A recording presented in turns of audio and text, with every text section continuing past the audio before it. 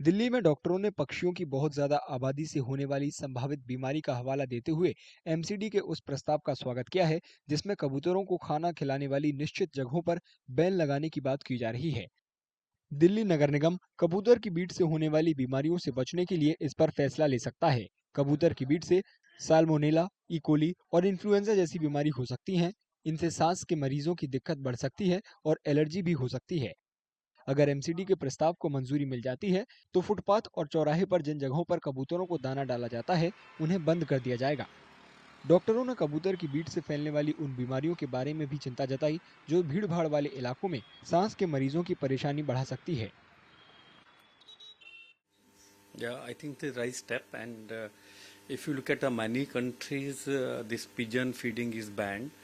First of all, we need to understand why this pigeon is creating problem. They must be creating problem. That's why we are planning to ban, right? So it's a wild animal. It's a wild, you can say. Uh, the problem is the dropping of the pigeon. What happens? Patient can, a normal human, when inhale the pigeon dropping, it can lead to lot of problems. The very common is hypersensitive pneumonitis. These spots are creating a health hazard because they are a very heavy concentration of pigeon droppings, and lot of birds which come and they, when they flutter, these pigeon droppings have spores. They spread it out in the air. These spores are concentrated with cryptococci or fungal spores. Most of them, majority are cryptococcal, histoplasma. Not only in India but worldwide they have been got. These spores also contain bacteria and viruses. The most significant ones are the salmonella, which commonly causes diarrhea or typhoid. स्वास्थ्य समस्याओं के अलावा कबूतर की beat acidic होती है। इस वजह से ऐतिहासिक इमारतों और सरकारी इमारतों को काफी नुकसान होता है।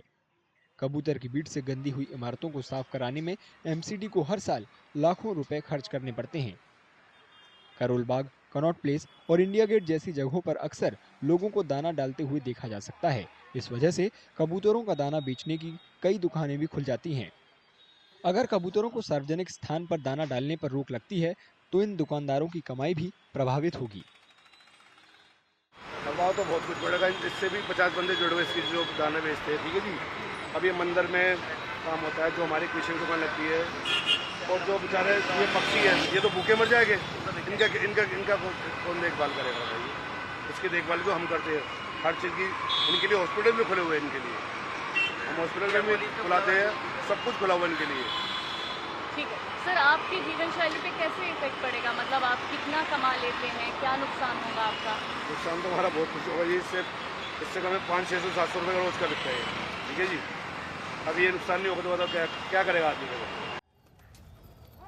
कबूतरों को दाना डालने वालों ने एमसीडी के प्रस्ताव पर सहमति जताते हुए साफ सफाई की जरूरत पर जोर दिया। काफ़ी टाइम से आ रहा हूँ, दाना डालता हूँ, ठीक है। गाय को रोटी भी डालता हूँ। तो ये कबूतरों को दाना आप क्यों डालते हैं, क्या रीजन है इसका? जैसे हमारा पेट है वैसे इनका पेट है ना। जानवर है, पशु है, उनको भी कुछ ना कुछ खाने को चाहिए ना शाम को। तो सर ये एमसीडी का ये कहना है कि इससे बीमारियां फैल सकती हैं, इसलिए ऐसी जगहों को खत्म करने वाले हैं, वो आपको क्या लगता है? नहीं, खत्म तो करने वाले ठीक है, एमसीडी सही कह रही है, खत्म हो जाए। मैं इसकी सफाई रखें, एमसीडी की लेबर लगाएं, इनको सफाई रखें, इनको भी चाहिए ना काम के लिए, इनको भी चाहिए। एमसीडी के मुताबिक ये प्रस्ताव अभी शुरुआती फेज में है। मौजूदा फीडिंग स्थानों का सर्वेक्षण करना और इस प्रथा को रोकने के लिए एडवाइजरी जारी करनी होगी, क्योंकि कबूतरों को दाना डालने की तस्वीरें दिल्ली में दिखना बहुत आम बात है।